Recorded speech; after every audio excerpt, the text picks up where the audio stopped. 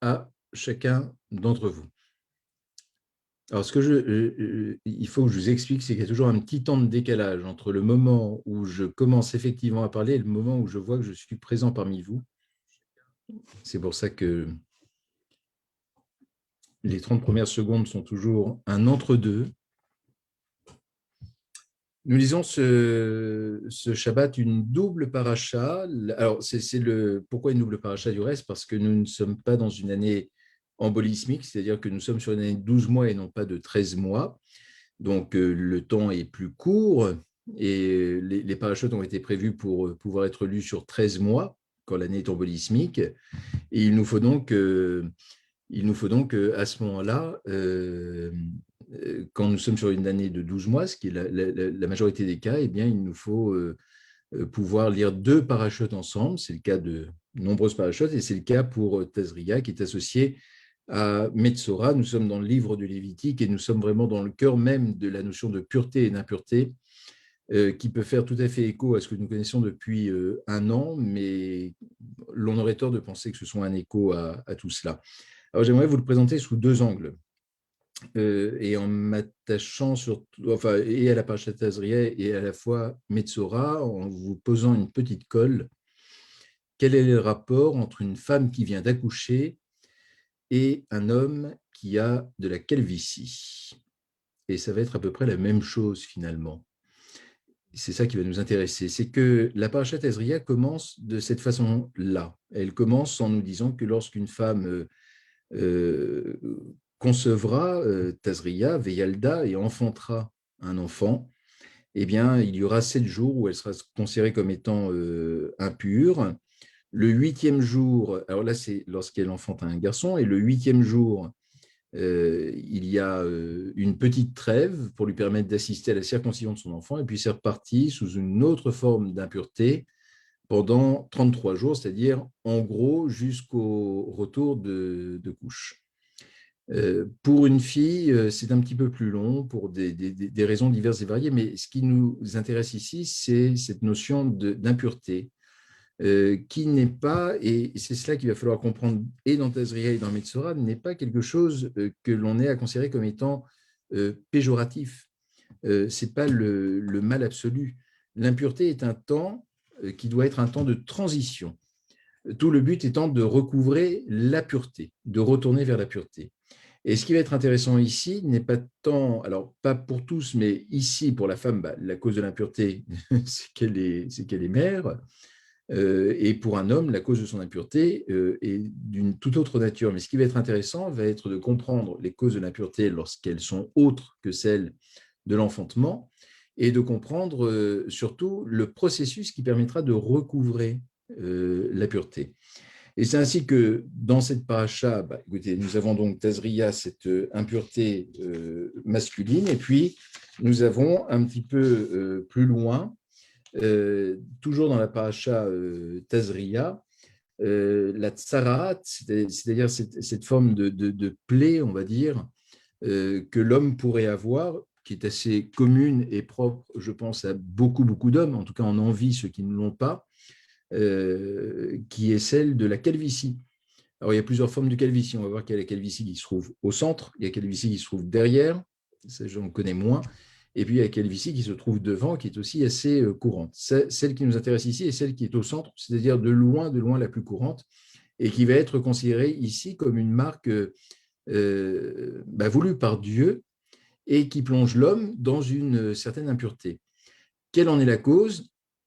Eh bien, elles sont diverses et variées, mais l'on va considérer dans tous les cas qu'il y a à la fois l'arrogance, la médisance ou l'orgueil qui peuvent être la cause de ces impuretés, mais qui en même temps sont un signe assez évident de l'âge, quoiqu'il peut y avoir des calvities très, très précoces. Et donc, ça va être un symbole qui va être donné, on va dire, à un homme au milieu de sa vie qui commence à être atteint par la calvitie.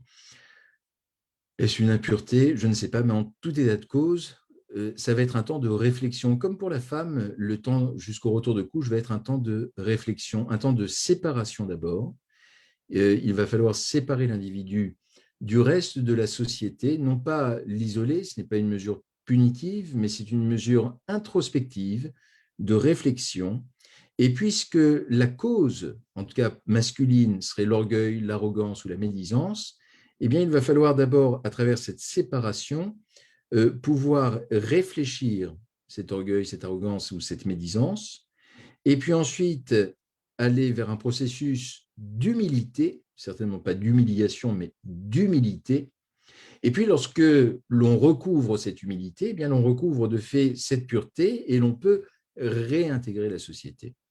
Il y a donc une marque qui est donnée dans le temps. Alors c'est assez intéressant parce que je ne citerai pas d'homme politique, mais vous penserez à l'un en particulier, où l'on va même dire, est celui qui a la barbe qui blanchit soudainement, que ce soit d'un côté, de l'autre ou des deux côtés, ou qui a des poils jaunes qui peuvent apparaître, ou des choses comme ça, est-ce que c'est une marque voulue par Dieu pour le rappeler à certaines choses? On sait que ça peut être des marques de soucis avant toute autre chose, dues à des occupations ou des charges très lourdes ou importantes, mais là aussi, même si c'est lié à des soucis par rapport à des fonctions qui sont écrasantes, l'on pourrait se dire finalement qu'il est un moment où le corps parle et la peau parle, puisque l'on parle ici des maladies de peau. Souvent, Metsora est traduit par la lèpre.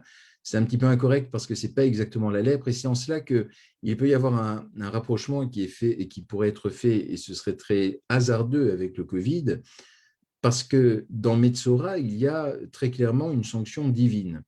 Et naturellement, dans le Covid, on ne peut pas imaginer un quart de seconde que la moindre personne touchée par le Covid l'ait été par la volonté divine.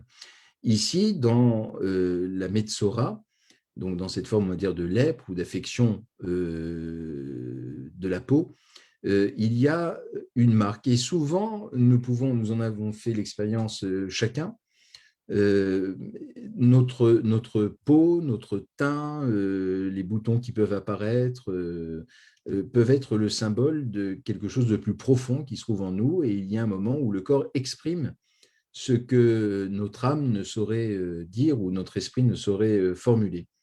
Et l'on nous demande finalement, dans cette double parashat Tazria et Metzora, d'être à l'écoute de notre corps, d'en prendre soin, ça c'est un fait important, mais d'être également à l'écoute et sans être totalement égocentré, sans passer des heures à inspecter devant un miroir grossissant l'état de sa peau et de son visage, en tout cas de savoir déceler ce que notre corps dit.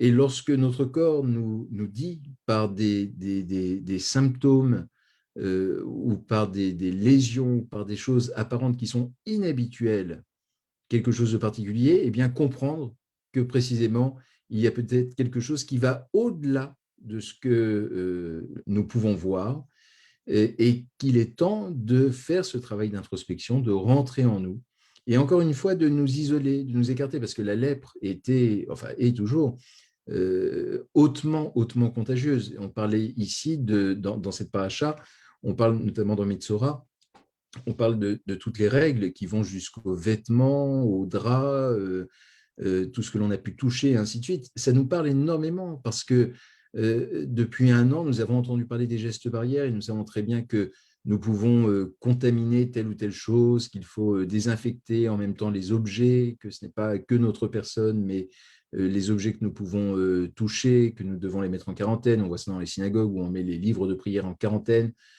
pour qu'une autre personne puisse à nouveau le manipuler sans danger, sans risque.